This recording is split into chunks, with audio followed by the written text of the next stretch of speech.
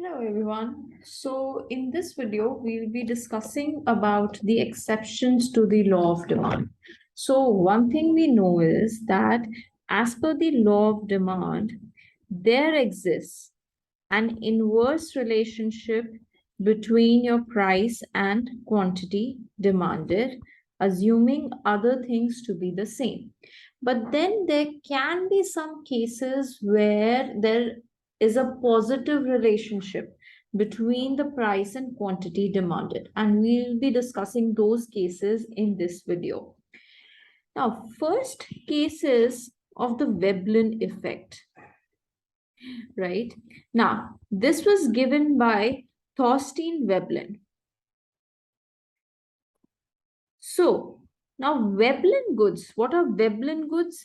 Veblen goods are those goods which have some prestige value, right? So the consumers will tend to, or demand more of such goods which are rare and which enhances their status in the society. So these are Veblen goods, for example, antiques or paintings by famous painters and so on.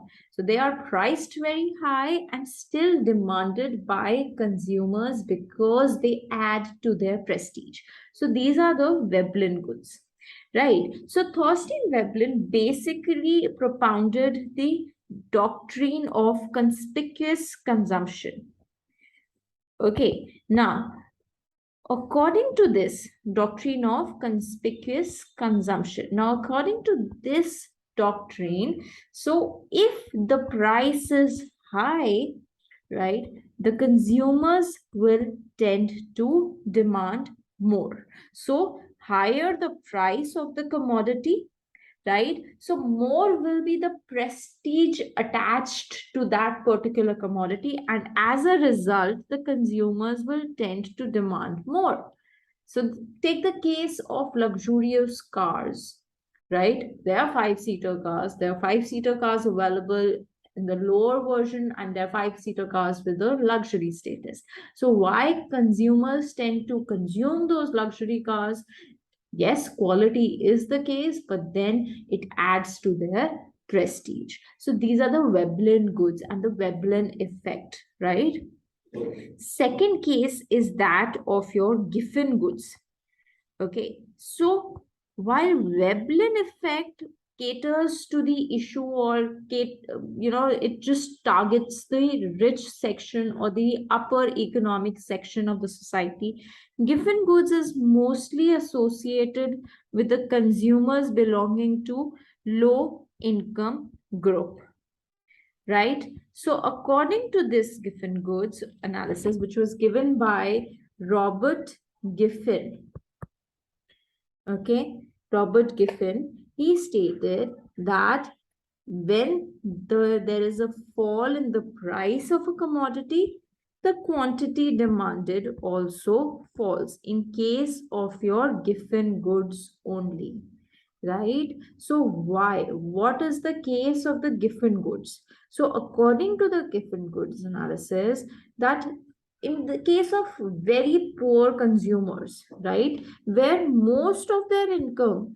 is spent on necessary goods, right, which are important for subsistence. So when there is a price fall in the subsistence food or in the goods that are necessary, right, so the consumers will tend to use that extra real income which they have earned, right, to consume the goods which are different from their normal consumption, or which are of more nutritious, or which add to the nutrition value of the consumers, right?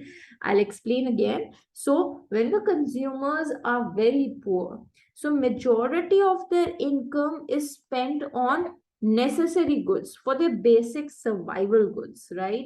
And we know that these survival goods are not very nutritious or do not contain much of the energy level that is required for the human body, right? So when there is a price fall, the real income increases, we have discussed this in our previous videos, the real income increases. So this extra real income combined with other part of the sacrifice, what will happen, that additional or extra income which is left, the consumer will tend to consume some other commodity, right?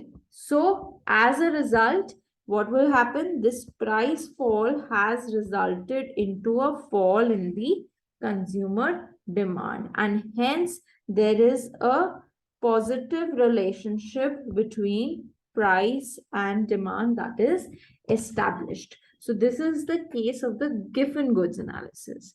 Now some other minor reasons are like, first of all, ignorance on the part of the consumer, right? You do not know what the market price is, you're not very well aware, so you tend to buy goods at a higher price when it is available at a lower price somewhere else, right? So this is the ignorance on the part of the consumer. Also, expectations. Okay, expectations. If the prices are, expected to rise in the future, right, then the quantity demanded at present will increase. So there's this expectation. So what happens is, for example, let's take this case, that prices are increasing and the consumers expect that the prices will increase further in the long run, right? So what they tend to do is they tend to demand more at this higher price only. So it is just the expectation that the prices will increase further in the future, so it's better to consume right now. So as a result, even when the price is high, the demand tends to be high, right? And another case is the war-like situation, right? So at war, when the goods are scarce, so even at a high price, the consumers will demand more because a war-like situation is very uncertain, right? So these are the exceptions to the law of demand, right? Hope this concept was clear. And thank you so much for watching this. Thank you. Take care.